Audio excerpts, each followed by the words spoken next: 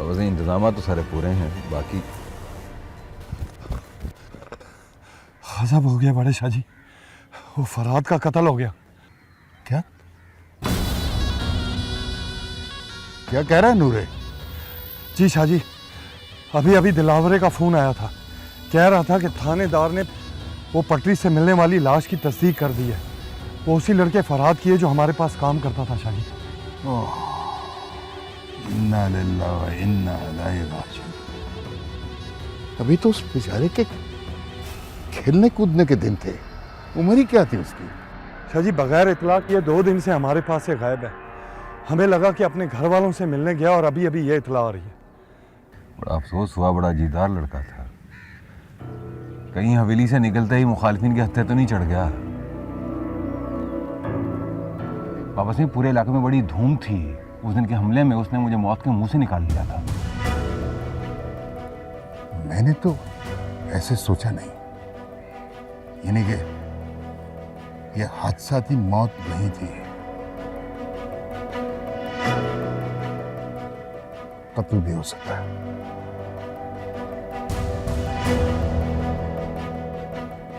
जी शाह जी, जरूर ऐसा ही हुआ होगा, क्योंकि वो तो बड़ा जीदार और हंसमुख लड़का था।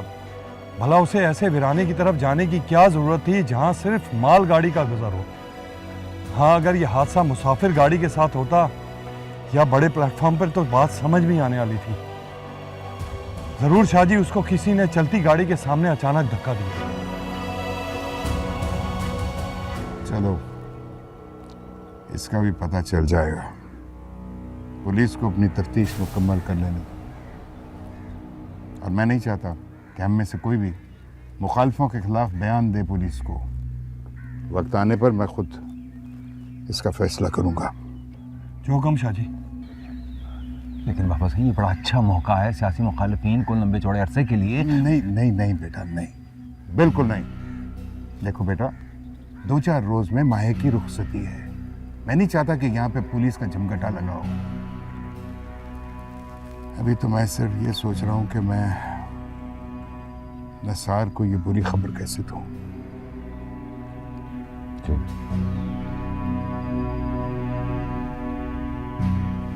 इतने दिन तो लगता है वहां जाकर वापस आना ही भूल गई थी। अम्मी, फारिस का तो वापस आने का अभी भी कोई मूड नहीं था। वो तो अपना तीसरी बार स्टे एक्सटेंड करने का प्लान बनाकर बैठा हुआ था।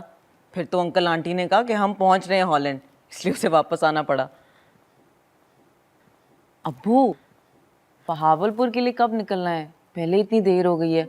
अब अगर मजीद देर की ना, मैंने माही मेरे से जिंदगी भर बात नहीं करेगी। अरे ऑफ कोर्स जाना है बहावलपुर। बहावलपुर तो लो, तुमने माही का जिक्र किया और शाहजी की कॉल आ गई।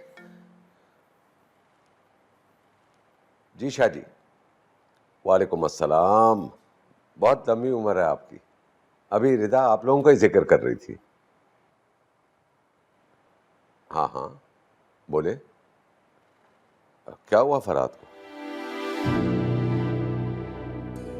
क्या?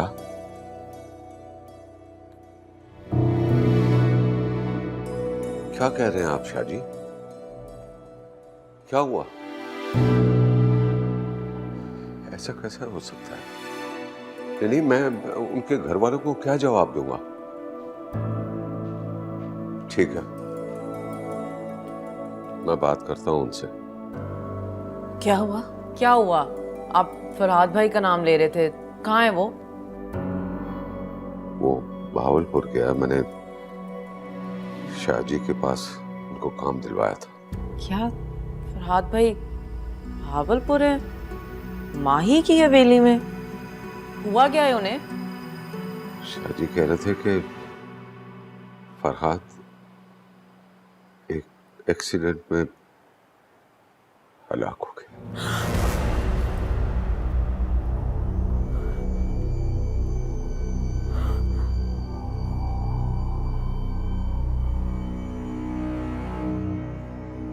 आज तो हमारी माही खुद एक नारंगी फूल लग रही है, कसम से। देखना तो, माइयों पे इतना निखार है तो बारात में तो मजहब ही ढाओगी सारे।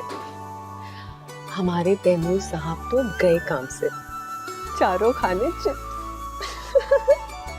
अरे ये फकीरा कहाँ रहेगी? रहने दो, मैं देखती हूँ। कहाँ रह गई थी फकीरा? और अम्मी जी कहाँ हैं? वो जी बड़ी सरकार और बाकी औरतें बाहर की तरफ गई हैं। बाहर की तरफ?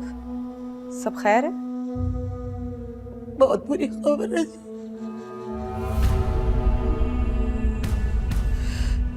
बड़े शाह जी ने इत्तला दी है कि वो जो लड़का फरहाद था ना,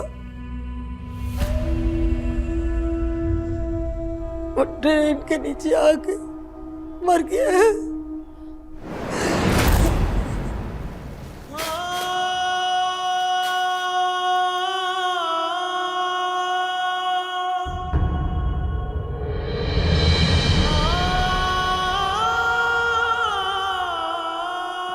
ये क्यों मुझे चीख चीख के बोलता है कि तुम ही हो? क्यों मुझे आज भी तुम्हारी आंखें तुम्हारे लफ्जों का साथ देती नजर नहीं आती? क्यों एक बार ही सही लेकिन तुम मेरी आंखों में देख के दोहरा नहीं सकती कि तुम्हारे सीने भी कहीं दूर ही सही है, लेकिन वो तूफान उठ रहा है जिसने मुझे बर्बाद करके रख दिया।